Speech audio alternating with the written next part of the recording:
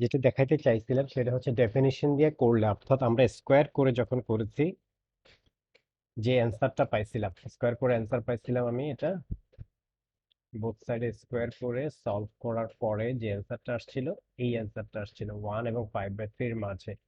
X live করে 1 এবং 5/3 এর মাঝে। সো আমরা ডেফিনেশন ইউজ করে করতে যখন যাচ্ছিলাম, তখন দেখা যাচ্ছে যে আমাদের প্রথম দুইটা স্টেপে ইনভ্যালিড অ্যান্সার দিছে। নেক্সট নেক্সট স্টেপে হয়তো দেখা যেত যে আমরা এই দুইটা অ্যান্সার পাইতাম। ঠিক আছে। সো এখন প্রশ্ন হচ্ছে কি, ডেফিনেশন ইউজ করে কি এত লম্বা করে করার দরকার আছে? না, পরীক্ষায় দরকার নাই। কিন্তু তাহলে এখন আবার প্রশ্ন হচ্ছে, তাহলে স্যার ডেফিনেশনটা আমার কেন জানান? হ্যাঁ, আমার যেহেতু এটা হচ্ছে very fundamental basics of modulus. যেমন ধরো এই অঙ্কটা তোমার বোথ সাইডে স্কোয়ার করে মিলে গেছে, এমন একটা অঙ্ক আসতে পারে যেটা বোথ সাইডে স্কোয়ার করার পরে যে অ্যান্সারটা পাচ্ছ তুমি, সে অ্যান্সারটা মানে ওইখানে যে দুইটা অ্যান্সার, মেবি ওই দুইটা অ্যান্সার কারেক্ট না, ওইখান থেকে একটা অ্যান্সার বাদ দিতে হবে, আরেকটা অ্যান্সার নিতে হবে। তখন ওইটাকে জাস্টিফাই করতে হয় ডেফিনেশন দিয়ে, কারণ ডেফিনেশনটা হচ্ছে কি মডিউলাসের মূল বেসিক্স। অর্থাৎ মডিউলাসটা দাঁড়িয়ে আছে ওই ডেফিনেশনটার উপরে। ডেফিনেশন বলতে এটা মূল বেসিক্স এর উপর দাঁড়ায় আছে, ডেফিনেশন তো তার ক্রিয়েটেড না, এটাই বেসিক্সটা আর কি। ফর এক্সাম্পল ধরো আমি আহ, একটা অঙ্ক নেই যেটা তোমার ইয়েতে লাগবে, ইয়ে দিয়ে হবে না, আমি স্কোয়ার দিয়ে জাস্ট এটা করায় আজকে শেষ করে দিই। হুম, অঙ্কটা কোথায় আমার ইয়েটা লাগবে, একটু কোচিংটা নেই।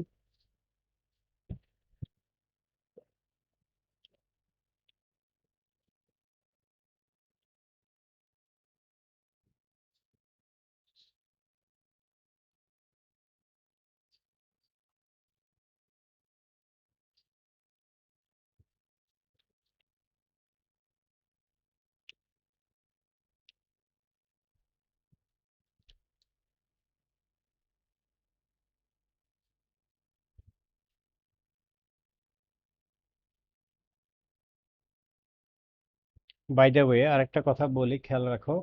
যদি এইরকম থাকে, ধরো x-2 mod greater than 3 mod 2x+1, 3টা মডের বাইরে না? এটা মানে এটা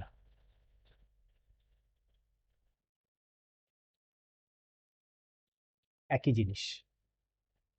অর্থাৎ constant, any constant number modulus সাইনের বাইরে আসতে পারবে, ভিতরে যেতে পারবে। এটা কোনো মিনিং এ ডিফার করবে না। কিন্তু এটা হইতে পারবে না কখনো, এটা হইতে পারবে না। যেমন ধরো এরকম যদি থাকে এক্স, x+2, যদি এরকম আসবে না, এটা চাইলেই তুমি এটা করতে পারবা না, তুমি এটা করতে পারবা না। আবার কেউ চাইলে এক্স কে কমন নিয়ে বাইরে নিয়ে আসতে পারবে না, যে আমি এরকম করে লিখে ফেলবো, এরকম করে এইটাও করা যাবে না। যদিও আমার মড অফ কোয়াড্রেটিক আমার সিলেবাসে নাই, তারপরে বলে রাখলাম। অর্থাৎ কনস্ট্যান্টকে আমি মড সাইনের বাইরে আনতে পারবো, ভিতরে ঢুকাতে পারবো। গেল এটা।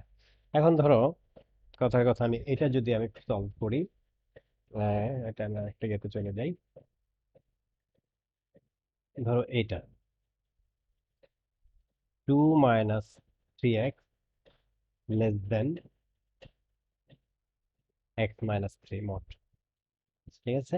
এটা এখন দেখো, এটা কি, এক লেফট সাইডে মডিউলাস নাই, রাইট সাইডে মডিউলাস আছে। তো আমি সলভ করি, এটার ক্ষেত্রে আমি এটা করি, 2 - 3x whole square less than x-3 whole square. তারপর 4 - 12x + 9x² less than x² - 6x + 9। আছো, শুনতেছো? তারপর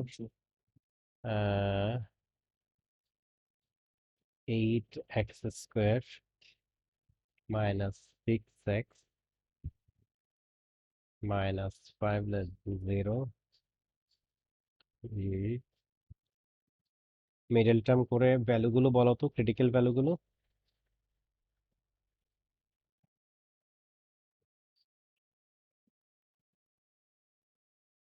5/4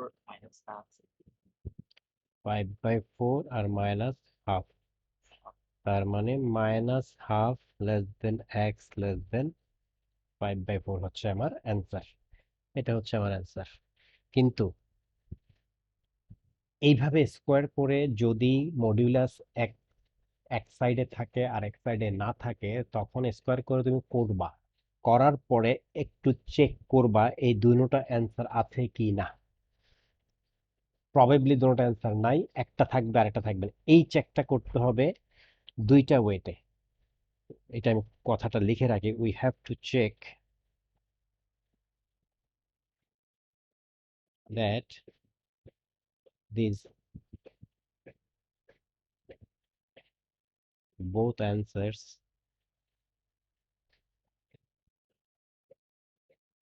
are valid or not through, এটা আমি তোমার জন্য লিখতেছি, এটা এক্সামে লেখা দরকার না। through two methods number one, একটা মেথড হচ্ছে গ্রাফিক্যাল, ওই যে গ্রাফ, এই জন্য গ্রাফিক্যাল গ্রাফ মেথডটা আমি এই মডিউলাসে গ্রাফ আঁকাটা আমাদের শিখতে হবে, গ্রাফিক্যাল। আর একটা হচ্ছে বাই ডেফিনেশন। আমরা একটা একটা করে চেক করি। ধরো আমি প্রথমে বাই ডেফিনেশন নাম্বার টু মেথডটাই করি। Method two, 2 - 3x less than mod x minus 3. So 2 - 3x less than x minus 3, which means x minus 3 আমি এখন পজিটিভ নিয়েছি। So পজিটিভ নেওয়া মানে x minus 3 greater than equal to 0, which means minus 4x less than minus 5 when x greater than equal to 3, which means x greater than 5/4 when x greater than equal to 3. Is it valid?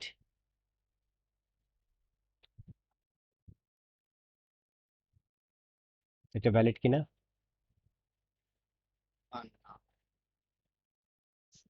কেন না?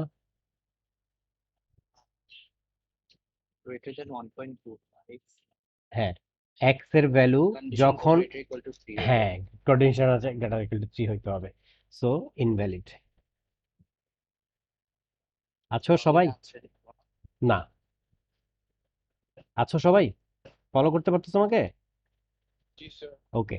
তারপরে 2 - 3x less than minus x minus 3, যেহেতু প্রথমটা invalid হয়ে গেছে, তাহলে আমি এই পার্টটা না করলেও পারি, তারপর আমি দেখাচ্ছি। তাহলে আমার অ্যান্সার হবে, এখান থেকে আমি যে দুইটা অ্যান্সার পাইছিলাম, আমি অ্যান্সারটা আমার অ্যাকচুয়াল হবে কি জানো? Minus half less than x, or x greater than minus half. এটা নাই, কারণ এটা অ্যান্সারটা দেয় নাই, আমাকে ইনভ্যালিড করে ফেলছে। সো আমার অ্যান্সার হচ্ছে অ্যাকচুয়ালি এই ইনইকুয়ালিটির অ্যান্সার, অ্যাকচুয়াল অ্যান্সার হচ্ছে ইনইকুয়ালিটির x greater than minus half. কই, গ্রেটার দেন মাইনাস হাফ। আমি চেক করে দেখাবো যে আমার অ্যান্সারটা রাইট। ধরো তুমি এখন, দেখি আমরা করি এখন। হ্যাঁ, আমরা করে দেখি। এইখান থেকে তাহলে আসবে x minus 3 less than 0, which means 2 - 3x less than minus x plus 3, which means minus 2x less than 1 when x less than 3, which means x greater than minus half when x less than 3. Valid না?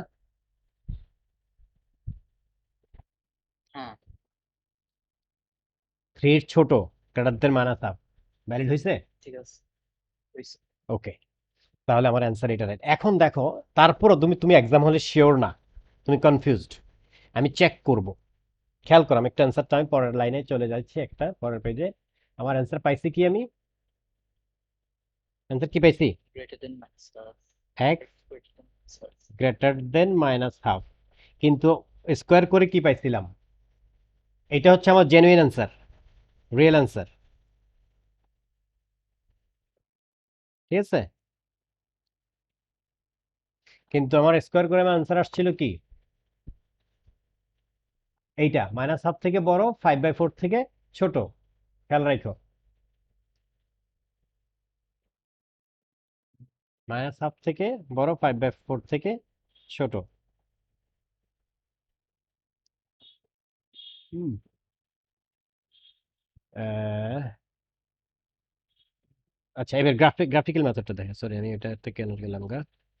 Graphical method, আমার ইনইকুয়ালিটিটা আবার লিখি এখানে। আমার inequality ছিল কি কি কি ছিল এটা, 2 - 3x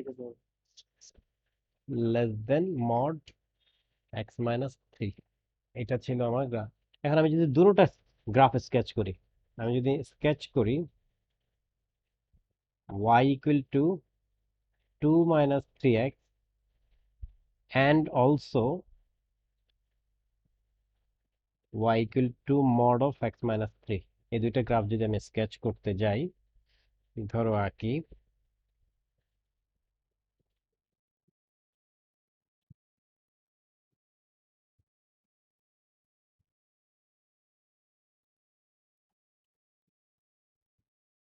তাহলে y equal to 2 - 3 ইজি আঁকা। আমি x এর ভ্যালু যদি 0 নেই, y equal to 2 - 3x, y আসবে 2, সো 0, 2 একটা পয়েন্ট।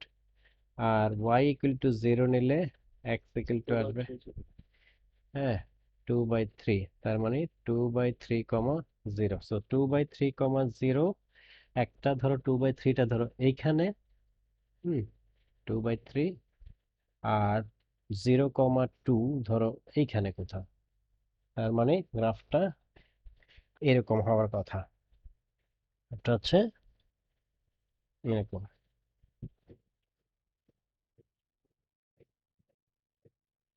এই স্ট্রেট লাইনটা হচ্ছে আমার, এটা হচ্ছে y equal to 2 - 3x। এখন যদি আমি স্কেচ করি, sketch y equal to mod of x - 3, তাহলে আমরা এই মডের স্কেচ কি বলছিলাম, যে আমি প্রথমে y equal to x - 3 sketch করে রিফ্লেক্ট করাই দিব, তাই না? হ্যাঁ, তার মানে এখানে যদি x 0 বসাই, y হচ্ছে -3, তার মানে 0, -3 হচ্ছে পয়েন্ট, 0, -3, তার মানে সামওয়্যার এইখানে।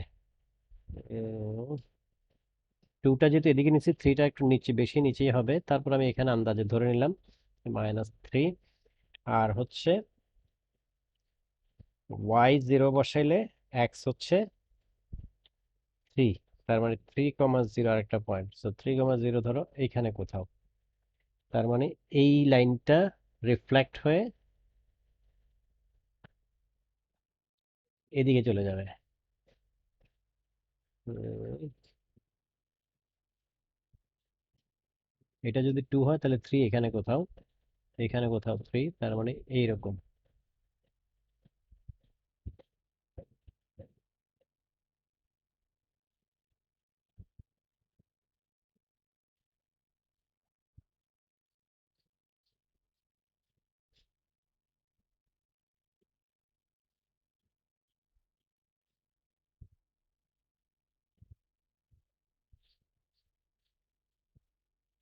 এদিকে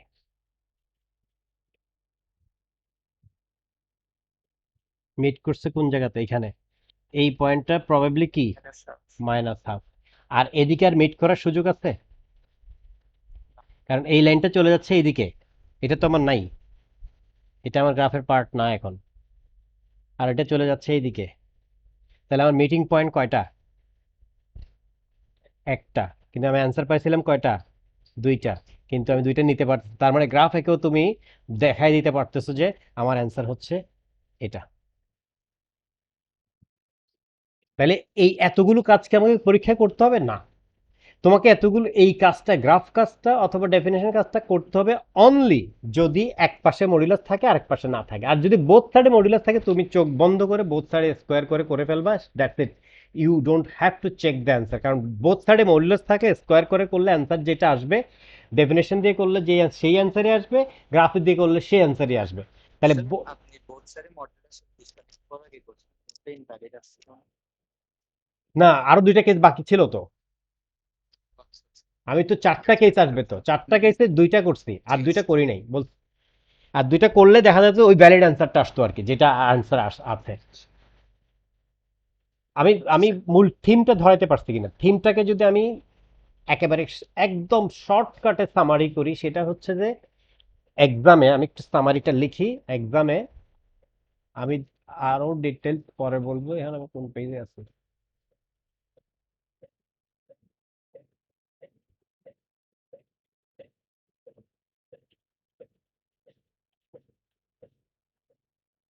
হুম, একদম সামারিটা হচ্ছে মডিউলাস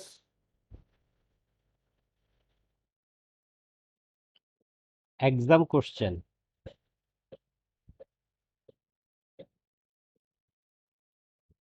শুধু ইনইকুয়ালিটি থেকে আসে, কিন্তু ইকুয়ালিটি আসলে আরো ইজি করাইছি আমরা।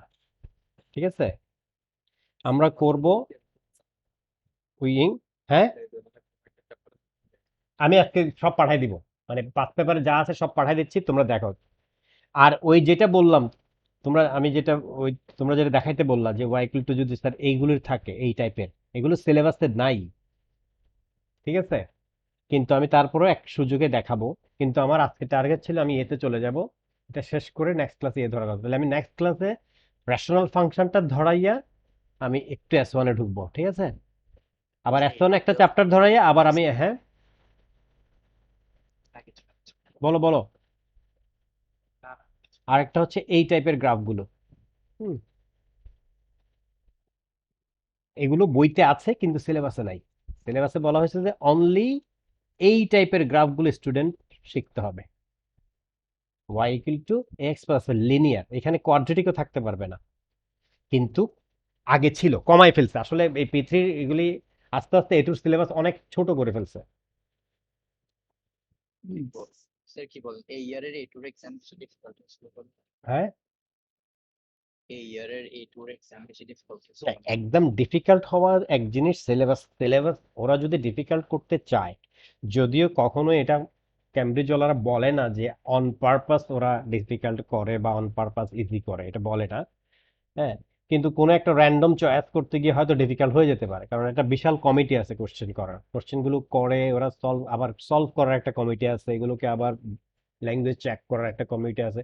তো সব ফিরে মিলে ধরো র্যান্ডমলি যেটা তোমার জন্য, তোমার ইয়ারের জন্য যেটা চুজ করে ফেলছে 2022-এর জন্য, আরো 2 বছর আগে ধরো চুজ হয়ে গেছে, যদি ওটা ডিফিকাল্ট হয়ে যেতে পারে, হইতে পারে যে এক্সেপশনাল কিছু একটা পড়ছে যারা মাথা থেকে আসছে, তখন ওরা ওই গ্রেড থ্রেশহোল্ড কমে যায়। সমস্যা তো নাই, ওরা তো ঘুরে ফিরে তোমার কয়টা এ দিবে না দিবে এগুলো কমিটি শেষে বসে ঠিক করে।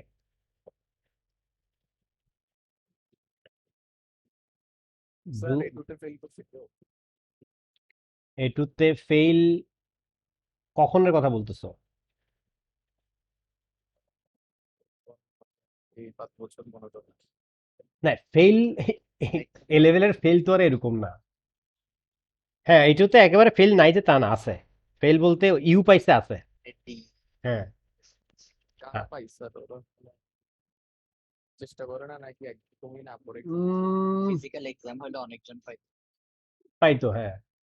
তোমার একদম ক্লাস ক্লাস করে না, একেবারেই মাথায় কিছু ঢুকে না টাইপের থাক, রেয়ার, আমার মনে পড়তেছে না এখনো। আমার এটা বহু আগে কোনো পাস। না না না, নেভার এভার। কত পাইছে স্টুডেন্ট? আমার মনে হয় সি এর নিচে কেউ পাইছে, আমার মনে পড়তেছে না। সি ডি এর নিচে কেউ পাইছে বলে মনে, মোস্ট অফ দ্য এবি থাকে। মানে এ টুতে? হুম, এখন তোমাদের কেসটা তো স্পেশাল হয়ে যাচ্ছে।